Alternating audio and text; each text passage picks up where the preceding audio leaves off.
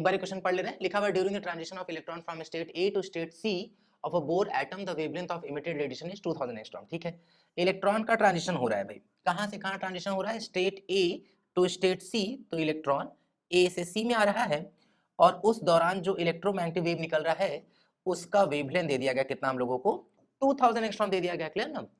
फिर लिखा हुआ है can it become 6000 angstrom when the electron jump from state B to state C.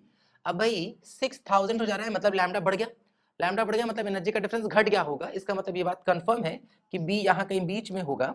B से सी जब इलेक्ट्रॉन का ट्रांजिशन हो रहा है तो उस टाइम पे जो इलेक्ट्रोमैग्नेटिक वेव निकल रहा है उस इलेक्ट्रोमैग्नेटिक वेव का जो वेवलेंथ है वो कितना दे दिया गया है, 6000 एंगस्ट्रॉम दिया गया। क्लियर ना। फिर पूछा क्या जा रहा है, then the wavelength of the radiation emitted during the transition of electron from state A to state सी।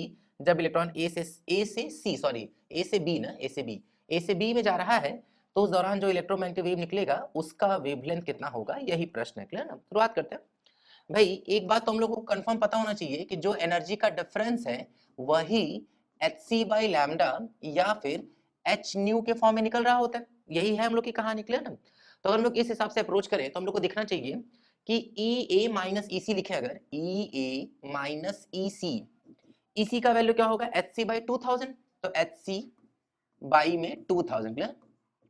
फिर ई बी माइनस ई सी की बात करेंगे तो वो क्लियरली कितना जाएगा, एच सी बाई में 6000। ठीक है।